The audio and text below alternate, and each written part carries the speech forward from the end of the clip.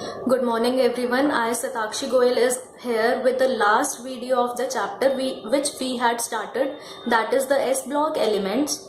And now students, in the last video we had started the alkaline earth metals and had completed two major topics. Those were the physical properties and the chemical properties of alkaline earth metals. Now in this video I am going to discuss about some of the general characteristics of the compounds formed by alkaline earth metals and some main compounds formed by calcium. So first we will start today with the general characteristics, and first characteristic is about the compounds, that is oxides and hydroxides of alkaline earth metals. Now in oxides, the oxide of calcium, strontium and barium reacts with water to form basic solution of the metal hydroxide. मतलब क्या कि आपके जो alkaline earth metals होते हैं उसमें से जो कैल्शियम, स्ट्रोंशियम, बेरियम का ऑक्साइड होता है वो तो पानी के साथ रिएक्ट करके क्या बना देता है, खुद का हाइड्रोक्साइड, क्या हाइड्रोक्साइड। और जो वो सोल्यूशन होता है हाइड्रोक्साइड का, it is alkaline in nature. कैसा होता है? It is alkaline in nature. But उन ऑक्साइड्स में से beryllium oxide and magnesium oxide, ये दो ऐसे ऑक्साइड्स हैं जो पानी के साथ रिएक्ट नहीं करते, ये सिंपल वाटर के साथ रिएक्ट नहीं करते। बेरिलियम ऑक्साइड वाटर चाहे आपका बॉइलिंग हो चाहे आप स्टीम लो, दोनों केसेस में रिएक्ट नहीं करता। But magnesium oxide boiling water के साथ नहीं, स्टीम के साथ रिएक्ट कर जाता है। और बाकी तीनों के तीनों जो आपके मेटल्स बचे, कैल्शियम, स्ट्रोंशियम, बेरियम, उनके ऑक्साइड्स वाटर के साथ इजीली रिएक्ट करके क्या बनाते हैं, एल्कलाइन सोल्यूशन, जिसका फॉर्मूला है NOH का whole twice. M is your metal. वो मेटल कौन कौन सा हो सकता है? कैल्शियम, स्ट्रोंशियम और बेरियम। अब जैसे जैसे डाउन द ग्रुप जाते हैं, जैसे जैसे डाउन द ग्रुप जाते हैं, तो बेसिक कैरेक्टर बच्चों इन हाइड्रोक्साइड्स का क्या होता रहता है? It increases. Down the group जाते जाते हाइड्रोक्साइड्स का बेसिक कैरेक्टर इंक्रीज होता है। मतलब क्या हुआ आपका कि कैल्शियम का जो हाइड्रोक्साइड है that is less basic than the hydroxide of strontium and the hydroxide of barium is the most basic. क्या है वो? Most basic. अब बात आती है कि डाउन द ग्रुप ये बेसिसिटी क्यों इंक्रीज होती है? Why basicity increases?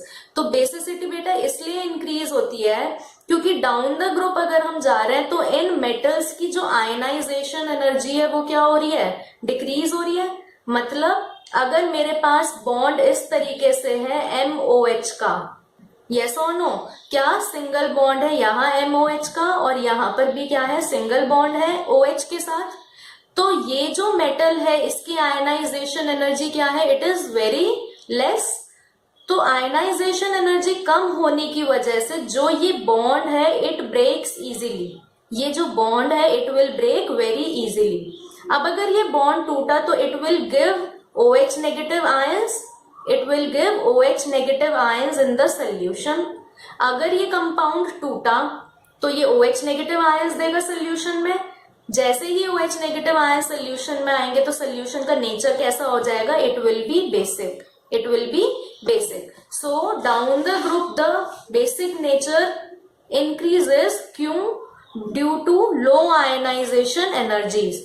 The MO bond मतलब जो OH का ऑक्सीजन और M का बॉन्ड था, इन MOH is weak and breaks to give OH negative ions in the solution.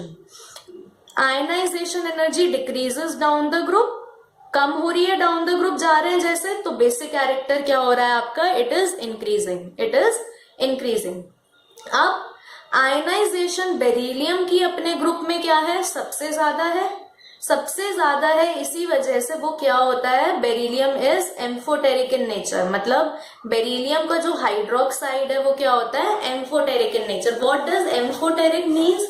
Amphoteric means that anything which is amphoteric, it can react with both acid and base also. It can react with acid and base both. वो जो substance होगा वो दोनों के साथ react कर सकता है।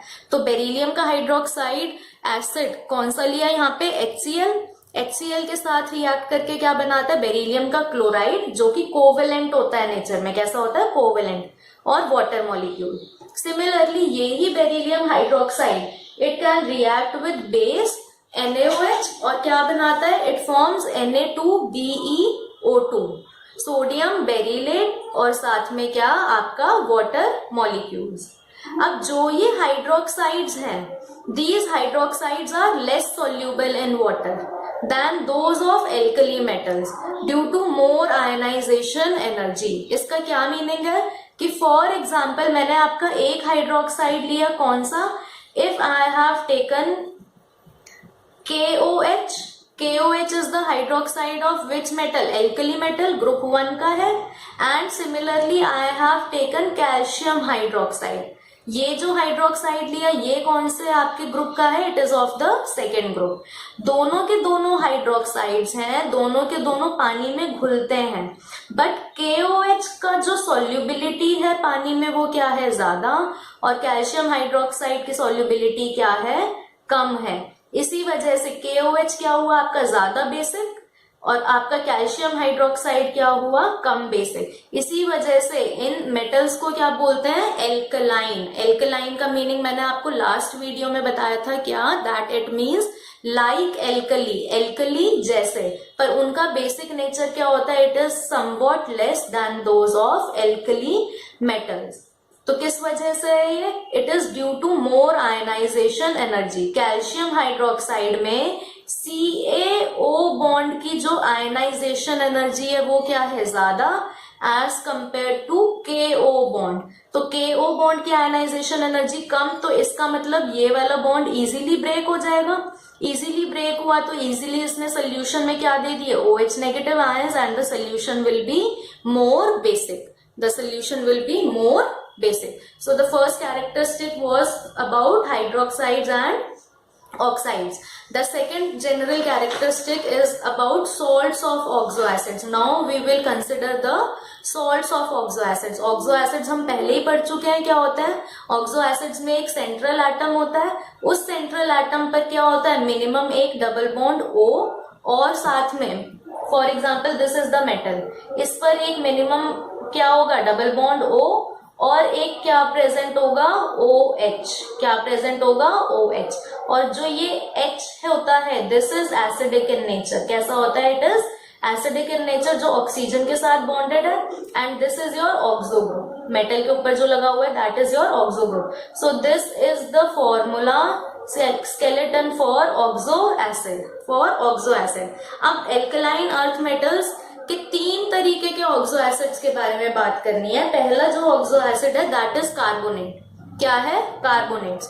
और कार्बोनेट्स का जनरल फॉर्मूला क्या होता है, it is alkaline earth metals के, it is MCO3, MCO3। Carbonate पे भी चार्ज -2, मेटल पे charge +2, so the formula will be MCO3। अब कार्बोनेट्स की 2 बात करनी है हमें, क्या, हमें कार्बोनेट्स की एक तो सॉल्युबिलिटी देखनी है और एक क्या देखनी है, स्टेबिलिटी देखनी है। तो जो कार्बोनेट्स होता है एल्कलाइन अर्थ मेटल्स के, they are almost insoluble in water. क्या होते हैं, they are almost insoluble in water, मतलब पानी में डाला तो घुलेंगे नहीं इजीली। अब इनकी जो सॉल्युबिलिटी है कार्बोनेट्स की, जैसे जैसे नीचे की तरफ जाते हैं डाउन द ग्रुप, वो डिक्रीज होती जाती है। क्या, वो डिक्रीज होती जाती है। बेटा सॉल्ट्स ऑफ ऑक्सो एसिड्स में कभी भी सॉल्युबिलिटी और स्टेबिलिटी की बात आए, थर्मल स्टेबिलिटी की, आपको एक चीज मेजर क्या याद रखनी है कि जितना जितना कैटायन और साथ में एनायन दोनों का साइज क्या होगा, सिमिलर, दोनों का साइज क्या होगा, सिमिलर, उतनी ही सॉल्युबिलिटी क्या होगी, सॉल्युबिलिटी विल बी लेस, और साथ में जो स्टेबिलिटी होगी, stability will be more, stability will be more. Why so, it is so because for example cation का साइज ये, एनायन का साइज भी ऑलमोस्ट ये, तो दोनों के बीच में अगर साइज सिमिलर है दोनों का, तो जो ओवरलैपिंग होगी, ओवरलैपिंग विल बी स्ट्रॉन्ग। अगर ओवरलैपिंग स्ट्रॉन्ग है तो वो पानी में इजीली, ये जो कंपाउंड है it will not break. Overlapping strong है तो ये कंपाउंड पानी में ब्रेक नहीं करेगा। ब्रेक नहीं करो तो पानी में घुला नहीं, तो उसकी सॉल्युबिलिटी क्या होगी, इट विल बी लेस। और ब्रेक नहीं कर रहा, इसी वजह से इसकी सॉल्युबिलिटी क्या हो गई, stability will be more. Is it clear? तो वही कंसेप्ट लगाना है आपको यहाँ पर। अब यहाँ देखो, कार्बोनेट्स का साइज क्या होता है, बड़ा। Carbonate CO3 2 negative, carbonate anion का साइज बड़ा। डाउन द ग्रुप जा रहे हैं तो आपका एनायन का साइज क्या हो रहा है, इट इज ऑल्सो, कैटायन का साइज क्या हो रहा है, इट इज ऑल्सो इंक्रीजिंग।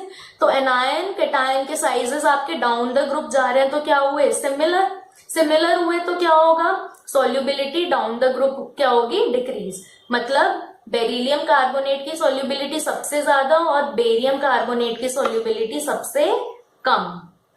इसको हम एक तरीके से और देख सकते हैं, किस तरीके से, अगर हाइड्रेशन की बात करें तो हाइड्रेशन में बेरियम 2 पॉजिटिव की हाइड्रेशन और बेरिलियम 2 पॉजिटिव की हाइड्रेशन, दोनों में से हाइड्रेशन एनर्जी किसकी ज्यादा, जिसका साइज छोटा किसका साइज, बेरिलियम 2 पॉजिटिव का साइज छोटा। अगर इसका छोटा साइज है तो इसकी हाइड्रेशन एनर्जी ज्यादा, मतलब कि इसकी टेंडेंसी है सबसे ज्यादा पानी में घुलने की। और अगर ये सबसे ज्यादा पानी में घुला तो सोल्यूबल भी क्या हुआ, ये सबसे ज्यादा। वहीं बेरियम 2 पॉजिटिव की हाइड्रेशन एनर्जी क्या है, इट इज लीस्ट, मतलब कि ये पानी में इजीली या इसके सराउंडिंग्स में वाटर आना नहीं चाहेगा, इसका हाइड्रेशन स्फीयर ज्यादा अच्छा नहीं होगा, तो इसी वजह से it is less soluble in water. क्या है, ये सबसे कम सोल्यूबल और beryllium carbonate is most soluble. तो ये तो बात हुई किसकी, सोल्यूबिलिटी की। नेक्स्ट बात करते हैं किसकी, थर्मल स्टेबिलिटी की। अब थर्मल स्टेबिलिटी में क्या होगा, थर्मल स्टेबिलिटी बढ़ेगी। थर्मल स्टेबिलिटी मतलब कि आपको हीट देनी है और हीट देने पर कंपाउंड टूटता है या नहीं, या कितना आपको हीट देना पड़ेगा, कितनी हीट देनी पड़ेगी और कब आपका कंपाउंड डिकम्पोज हो रहा है। तो डाउन द ग्रुप जैसे जैसे जाते हैं तो ज्यादा हमें हीट प्रोवाइड करनी पड़ती है कार्बोनेट को तोड़ने के लिए। अगर ज्यादा heat down the group provide करनी पड़ी तो कंपाउंड डाउन द ग्रुप क्या हो रहा है, थर्मली स्टेबल हो रहा है। अब थर्मली स्टेबल में आपका जो बेरिलियम कार्बोनेट है सबसे ऊपर, बेरिलियम कार्बोनेट, वो सबसे ज्यादा क्या होगा, फिर it will be the least stable होता है वो बहुत। इसी वजह से बेरिलियम कार्बोनेट को हमेशा कैसे स्टोर किया जाता है, in the atmosphere of CO2, in the atmosphere of carbon dioxide it is stored. अब हर जो आपका मेटल कार्बोनेट होता है of alkaline earth metals, second group का जो भी मेटल कार्बोनेट होगा वो हीट करने पर क्या क्या देगा, it will give metal oxide. क्या देगा, मेटल ऑक्साइड, और साथ में क्या देगा, it will give carbon dioxide. Metal oxide और कार्बन डाइऑक्साइड गैस रिलीज होगी। अब जो ये हीटिंग का टेम्परेचर है इट विल चेंज और it will increase on moving down the group. क्यों, क्योंकि thermal stability down the group क्या हो रही है, इट इज इंक्रीजिंग। तो पहला कौन सा ऑक्सो एसिड पढ़ा हमने, first oxo acid is carbonates. Now we will move to the second oxo acid that is sulphates. Second oxo acid कौन सा है, इट इज सल्फेट्स। अब सल्फेट्स का क्या फॉर्मूला होगा, the general formula is MsO4। M आपका कोई भी मेटल है ग्रुप 2 का कोई भी मेटल और क्या लगाया आगे, SO4। अब सबसे पहले इसमें भी किसकी बात करेंगे, सोल्यूबिलिटी की बात करेंगे, देन स्टेबिलिटी की बात करेंगे। अब सल्फेट का साइज भी क्या है, बड़ा। सल्फेट क्या है, इट इज एनायन का साइज बड़ा है, क्या है, इट इज बिग। सिमिलरली अगर डाउन द ग्रुप जाए तो डाउन द ग्रुप कैटायन का साइज भी क्या हो रहा है, इट इज बिग। तो दोनों बिग साइज के हैं तो उनके बीच में जो बॉन्डिंग होगी या ओवरलैपिंग होगी that will be very strong. अगर स्ट्रॉन्ग होगी तो क्या वो बॉन्डिंग पानी में डिसॉल्व करने से टूटेगी, नहीं, वो टूटेगी नहीं। तो solubility down the group sulphates की क्या हुई, decrease. The solubility of sulphates decreases down the group. Beryllium का जो सल्फेट होगा it will be most soluble और बेरियम का जो सल्फेट होगा it will be least soluble, क्या, सबसे कम soluble. Calcium sulphate sparingly soluble होता है, स्पेरिंगली मतलब बहुत कम सोल्यूबल होता है। और स्ट्रोंशियम सल्फेट और barium sulphate they are insoluble in water, वो पानी में डिसॉल्व होते ही नहीं है। किस वजह से, same reason, it is due to decreasing hydration enthalpies from beryllium to barium. Barium का हाइड्रेशन एंथैल्पी कम, हाइड्रेशन एंथैल्पी कम तो बेरियम सल्फेट डिसॉल्व नहीं करेगा। बेरिलियम 2 पॉजिटिव का हाइड्रेशन एंथैल्पी ज्यादा तो इट विल इजीली डिसॉल्व और will be soluble in water. अब बात करें अगर स्टेबिलिटी की, तो स्टेबिलिटी डाउन द ग्रुप क्या होगी, इट विल इंक्रीज। क्यों? क्योंकि आपका जो बॉन्ड बनेगा ओवरलैपिंग बड़े एनायन बड़े कैटायन में क्या होगी, इट विल बी मोर, तो स्टेबिलिटी विल इंक्रीज। तो तोड़ने के लिए डाउन द ग्रुप जैसे जाएंगे तो हमें टेम्परेचर ज्यादा प्रोवाइड करना पड़ेगा। तो स्टेबिलिटी के केस में डीकम्पोजिशन जो होगी आपकी सल्फेट की, हमेशा मेटल सल्फेट डीकम्पोज होता है, क्या देता है, मेटल का ऑक्साइड और साथ में सल्फाइड गैस। कौन सी, SO3 या sulphur trioxide gas. Sulphur trioxide gas क्या होती है आपकी, हमेशा रिलीज होती है on decomposition of metal sulphate. तो सल्फेट्स की भी सॉल्युबिलिटी डाउन द ग्रुप क्या हुई, decrease, but the stability will increase. Now the next oxo acid of nitrate, वो oxo acids of alkaline earth metal is that is nitrates. क्या है, nitrates. और nitrates का जनरल फॉर्मूला क्या है, it is MnO3 twice, MnO3 twice. मतलब क्या, कैसे, क्यों, मेटल पे चार्ज 2+2, नाइट्रेट पे चार्ज -1। तो कितने नाइट्रेट्स कितने नाइट्रेट के जो आपके आयन्स हैं पॉलीएटॉमिक आयन वो स्टेबलाइज करेंगे मेटल के आयन को, 2 लगाने पड़ेंगे मुझे। सो द फॉर्मूला इज MnO3 का होल ट्वाइस। अब सॉल्युबिलिटी की बात करें अगर नाइट्रेट्स की, तो सेम वही प्रोसीजर, सॉल्युबिलिटी क्या होगी नाइट्रेट्स की down the group, it will also decrease. क्या होगी, decrease, due to decreasing hydration enthalpy. Beryllium 2 positive की हाइड्रेशन एंथैल्पी सबसे ज्यादा और बेरियम 2 पॉजिटिव की हाइड्रेशन एंथैल्पी क्या है, सबसे कम। तो इस वजह से बेरिलियम का nitrate it will be most soluble और बेरियम का nitrate it will be least soluble. अब जब इन नाइट्रेट्स को डिकम्पोज किया जाता है, तोड़ा जाता है इन्हें हीट देके, तो they always form metal oxide, nitrogen dioxide gas release होती है और साथ में ऑक्सीजन गैस भी रिलीज होती है। तो 2 गैसेस कौन से रिलीज हुई, nitrogen dioxide and the other one is oxygen. साथ में क्या बनता है आपका, मेटल का ऑक्साइड। Is it clear? और यहाँ पर ये मेटल कोई भी हो सकता है, बेरिलियम, मैग्नीशियम, कैल्शियम, स्ट्रोंशियम और बेरियम। अब नेक्स्ट चलते हैं हम नेक्स्ट टॉपिक पे, that is anomalous behaviour of beryllium. Beryllium का क्या, कौन सा बिहेवियर, एनॉमलस। एनॉमलस मतलब डिफरेंट बिहेवियर होता है बेरिलियम का अपने ग्रुप मेंबर्स से। सबसे अलग बिहेव करता है बेरिलियम और बाकी मेंबर्स अलग बिहेव करता है। तो अब पूछा जाता है कि ये जो एनॉमलस बिहेवियर है या ये जो अलग बिहेवियर है बेरिलियम का, वो क्यों, उसके क्या रीजंस होते हैं that beryllium differs from the rest of the family members. It is due to, क्या रीजंस है, the first one is that beryllium is having very small atomic और आयनिक साइज।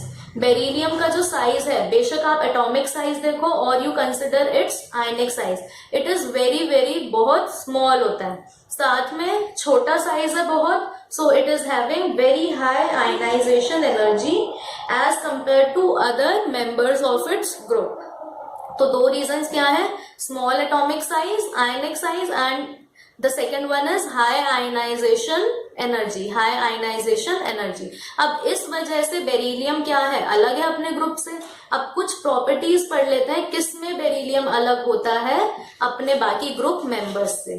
तो the properties which differ are कि beryllium जो है अपने group में क्या है, it is harder than the other members. सबसे हार्ड होता है, बाकी सब इससे क्या कम हार्ड होते हैं या फिर सॉफ्ट होते हैं। The second one is it does not react with water even at high temperatures. हमने अभी बेरिलियम ऑक्साइड किया था जनरल कैरेक्टरिस्टिक में, it was also not reacting with water. Similarly जो बेरिलियम है वो भी वाटर के साथ रिएक्ट नहीं करता। अब बेरिलियम मोस्टली क्या बनाता है, इट फॉर्म्स कोवेलेंट कंपाउंड्स और बाकी के सारे मेंबर्स क्या बनाते हैं, they form mostly ionic compounds. Next property is beryllium oxide और beryllium hydroxide, these both are amphoteric in nature. Amphoteric भी हमने अभी पढ़ा था कि कोई भी substance if it is amphoteric it will react with both water, it will react with both acid and base. तो बेरिलियम ऑक्साइड क्या बना रहा है, BeCl2। BeCl2 क्या होता है आपका, it is covalent. Similarly beryllium oxide NaOH के साथ रिएक्ट करके क्या बना रहा है, it is forming sodium beryllate. क्या बना रहा है, it is forming sodium beryllate, साथ में वाटर। अब बेरिलियम का ऑक्साइड हाइड्रोक्साइड क्या है, एम्फोटेरिक। बाकी मेंबर्स के ऑक्साइड और हाइड्रोक्साइड क्या है, they are basic in nature, they are basic in nature. कैसे होते हैं, they are basic in nature. अब नेक्स्ट प्रॉपर्टी की बात करें, क्या लिखा है वो मैंने, बेरिलियम कार्बाइड। बेरिलियम कार्बाइड पानी के साथ रिएक्ट करता है, क्या बनाता है, मीथेन गैस। क्या बनाता है, it is CH4, the formula of methane gas. But वहीं अगर हम और मेंबर्स के कार्बाइड्स लें तो वो कौन सी गैस बनाते हैं, they form, this is acetylene gas. कौन सी, एसिटाइलिन। एसिटाइलिन का फॉर्मूला क्या होता है, CH triple bond CH, 3 bonds होते हैं। So this gas is formed. Beryllium carbide का फॉर्मूला Be2C, पानी के साथ रिएक्ट करा, क्या बनाया, मीथेन गैस। कैल्शियम का कार्बाइड या कोई और कार्बाइड कोई भी ले लो, पानी के साथ मिलकर क्या बनाएगा, it will form acetylene gas. तो यहाँ पर मीथेन दे रहा है और यहाँ पर कौन सी गैस प्रोड्यूस हो रही है, एसिटाइलिन। तो ये बिहेवियर भी क्या हुआ, it is very much different from the other members. So ये जो प्रॉपर्टीज थी आपकी, ये सारी कौन सी प्रॉपर्टीज थी, जिससे पता चलता है कि बेरिलियम अलग बिहेवियर शो करता है then the other group members. अब नेक्स्ट टॉपिक पे चले तो next topic is diagonal relationship. What is it? Diagonal relationship किस किस के बीच में है वो diagonal relationship? It is in between beryllium and aluminium. Beryllium कौन से ग्रुप का है? It is of the second group element. It is a second group element and aluminium is from third group. कौन से ग्रुप में है? It is in the third group. Beryllium के बाद क्या आता है आपका, बोरोन, और बोरोन के नीचे आता है आपका क्या, एल्यूमिनियम। तो बेरिलियम एंड एल्यूमिनियम डायगोनली एक दूसरे से रिलेटेड है और साथ में ये दोनों जो अपनी प्रॉपर्टीज हैं वो भी क्या, सिमिलर शो करते हैं। क्या, सिमिलर शो करते हैं। अब किस वजह से ये दोनों प्रॉपर्टीज जो अपनी है सिमिलर शो करते हैं, इट इज ड्यू टू इन दोनों की जो इलेक्ट्रोनेगेटिविटी है वो क्या है, it is almost same, that is 1.5। Electronegativity दोनों की क्या है, ऑलमोस्ट सेम 1.5। सिमिलरली दोनों की जो पोलराइजिंग पावर है वो भी क्या है, सिमिलर है। क्या है, दोनों की पोलराइजिंग पावर भी सिमिलर। पोलराइजिंग पावर मतलब ये कैटायंस है दोनों, बेरिलियम 2 पॉजिटिव, Al3 पॉजिटिव, ये क्या करेंगे, पोलराइज करेंगे एनायन को जो इनके पास आएंगे, तो इनको इनकी जो पावर है उस एनायन को पोलराइज करने की वो क्या है, इट इज ऑल्सो सिमिलर। और इन दोनों के साइजेस भी क्या है, अप्रोक्सीमेटली सेम। तो ये दोनों क्या शो करते हैं, these both show diagonal relationship. अब कौन कौन सी अगर डायगोनल रिलेशनशिप है तो कुछ ना कुछ सिमिलैरिटीज होंगी दोनों में। क्या क्या सिमिलैरिटीज हैं, आपने पढ़ा है कि बेरिलियम के जो कंपाउंड्स होते हैं दे आर मेजरली कोवेलेंट। तो अगर यहाँ पर हम क्लोराइड की बात करें बेरिलियम की, BeCl2 is covalent. Similarly aluminium का जो क्लोराइड होता है that is also covalent in nature. ये भी क्या होता है, it is also covalent in nature.